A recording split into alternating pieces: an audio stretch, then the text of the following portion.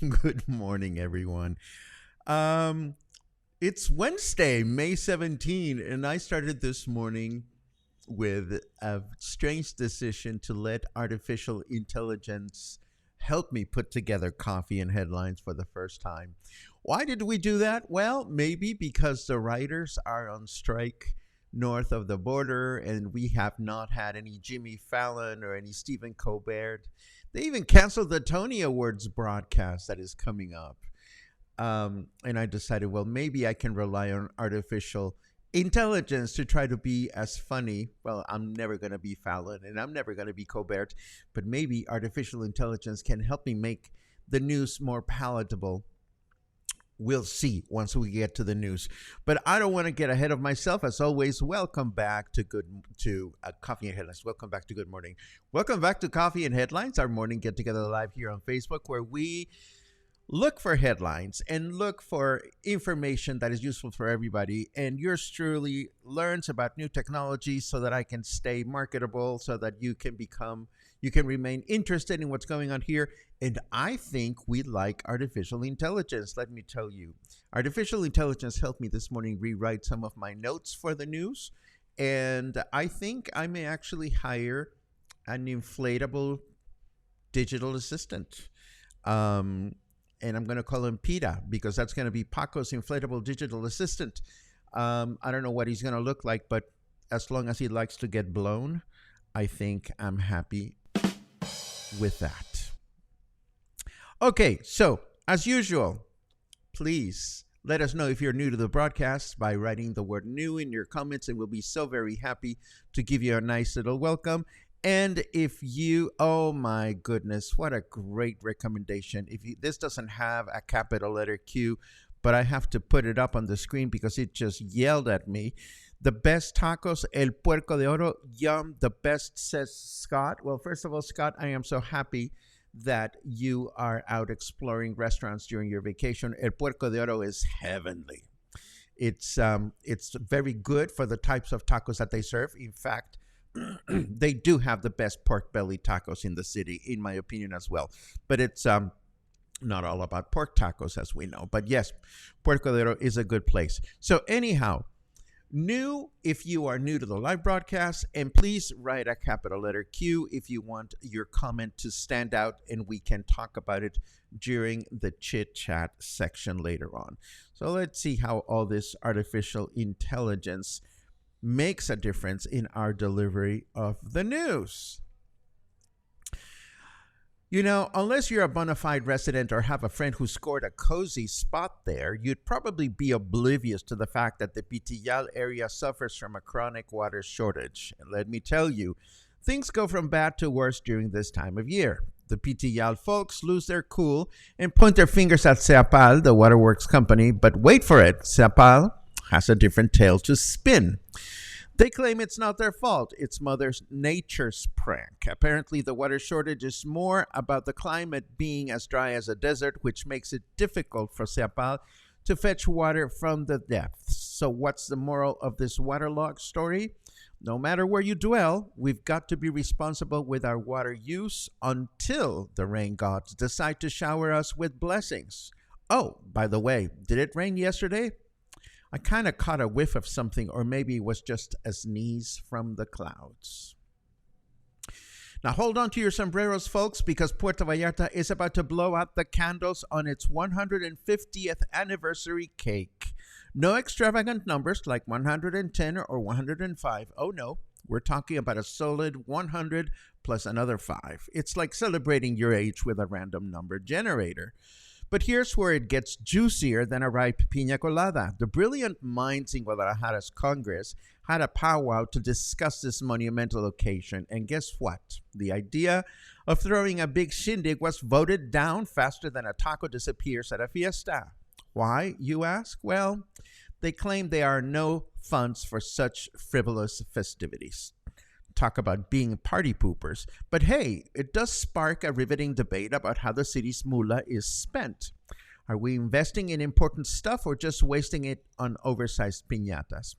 I don't know about you, but I'm happy with we have opposing opinions here. For me, 105 is simply a number, no hidden meanings or secret treasures. So what do you think?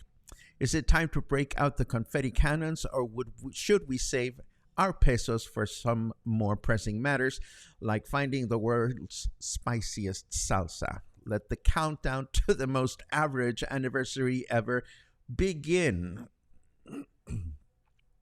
We have more news from SEAPAL, as they have announced street closures along Vienna Street in La Vena, and that's less than a block away from my home, and also in Pitillal, in order to improve their plumbing system. Work was scheduled to begin early this morning and will continue until tomorrow at noon. And in Pitillal, the work is along 20 de noviembre between Benito Juarez and Vicente Guerrero. I used no artificial intelligence on that one because there's nothing funny about it. But this actually reminds me of the fact that this past Saturday morning, I took this photo along Averes Street at the corner with Lucerna, where the city seems to be repaving the entire street. I only hope that this work has to do with the caca water strategy that the city is hopefully implementing before it starts raining, because it sure gets ugly around there. Ugly and smelly. And it seems like yesterday, when the snafu at this fancy condo building along the Río Cuale had much to do with the collapse of the Insurgente Street Bridge, as Hurricane Nora dumped a bunch of water in the mountains, resulting in an overflown river and a lot of tragedy.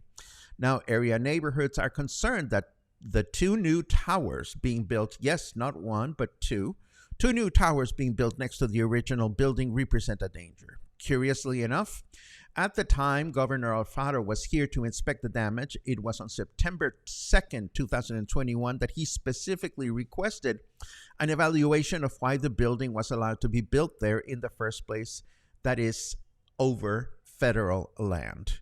And somehow that evaluation was never made public. We don't actually even know if it actually happened. Luis Antonio Villaseñor, who oversees the Puerto Vallarta Tourism Bureau, has announced new flights connecting our city with the world, one by Volaris from Guadalajara and one by JetBlue from Los Angeles. The former begins on June 1st and the latter on the 15th. Both flights are expected to be daily.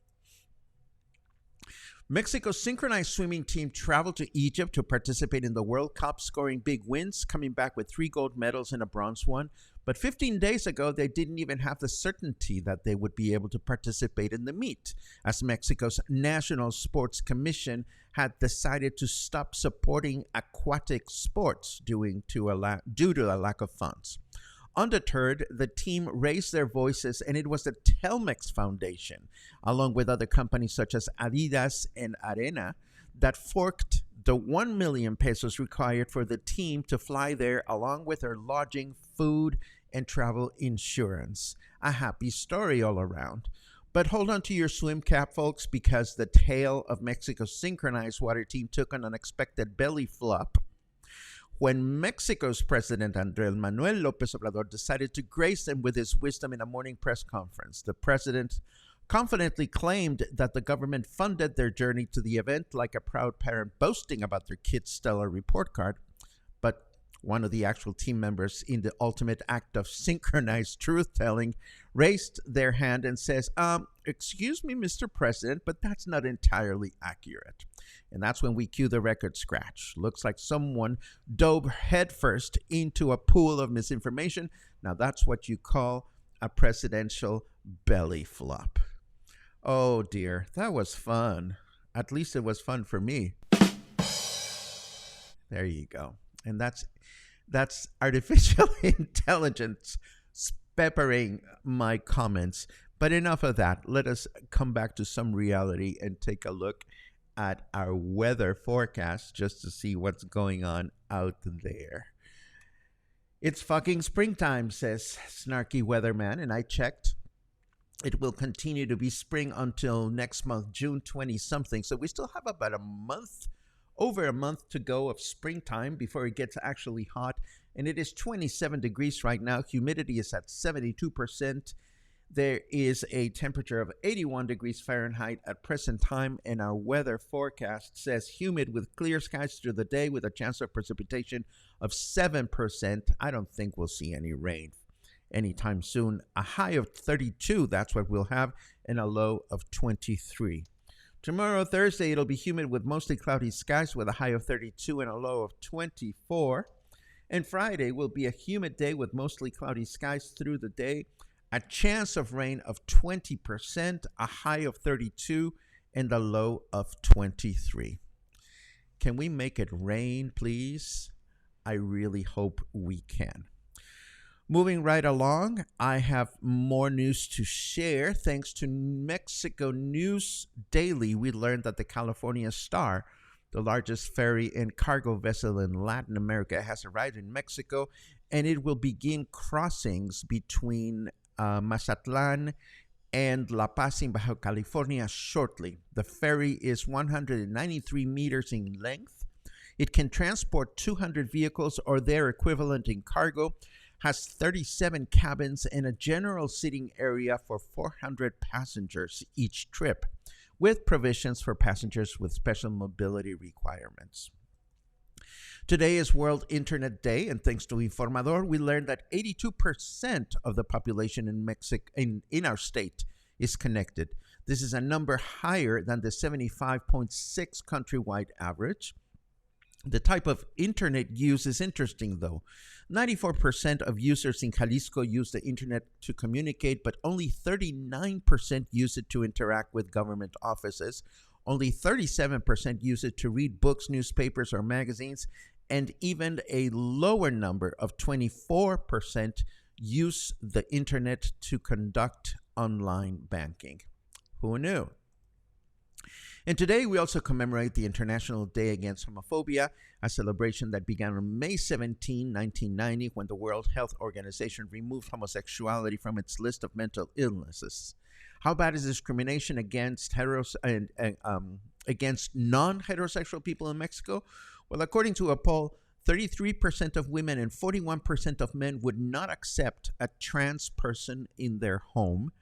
And 30% of women and 35% of men would not accept a homosexual person in their home. Also, according to other data, Mexico is the second country in Latin America with most trans murders, while Brazil has the most. So go out there and be kind to one another. Last but not least, and speaking of Brazil, tomorrow is my Blame It on the Bossa Nova music presentation, which is going to be a lot of fun. I know that because I am doing it. No, seriously, if you have nothing better to do tomorrow, please feel free to join us for Blame It on the Bossa Nova. It's going to be a lot of fun. It's going to be insightful. It'll help you reconnect with this beautiful music. It will tell you much about where it came from and where it is today. And that brings us to our chit-chat section and let's see what everybody is up to this morning or afternoon, as it is afternoon for David living in Boston. It is great to read you as always. Let's see what we have.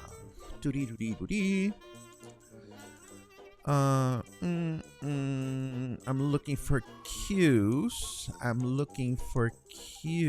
There's a cue. I like the human Paco news rather than the AI Paco news. Thank you very much for that, Brian. I thought it was a little bit over the top myself, but I had fun reading my notes and seeing them transformed into something else. And I kept wondering, is it my voice or is it not my voice? Maybe it is the kind of voice I wish I had, but I cannot tell you. Here's a cue. Do you know anything about the upcoming hot sale? Also, a fabulous karaoke contest at Katrina Cantina round 2 tonight. We are really enjoying your show and our members. Thank you very much for that, Pamela. Let me unpack this. Oh, and Pamela just joined. I saw this recently, so thank you very much for supporting Coffee and Headlines. Do we know anything about the upcoming hot sale? We talked about the hot sale a few days ago, and it is Mexico's. It started as an online sale event, but it's also going to have in-person promotions by different stores.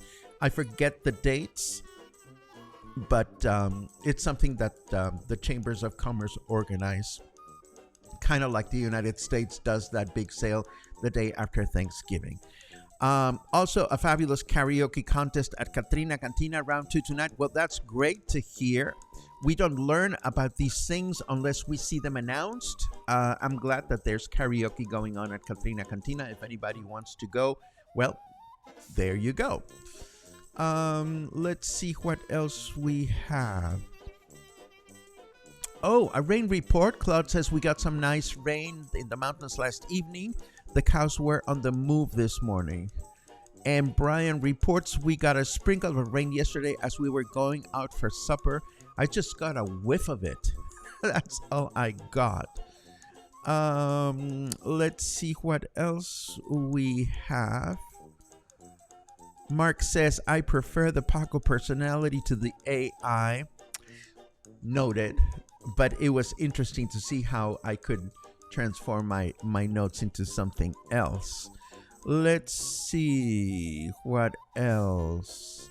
There's another rain report. Got a sprinkle on the dust in Cinco de Diciembre, or as people like to shorten, 5D. Every time I read 5D, Darlene, I'm thinking bra size for whatever reason.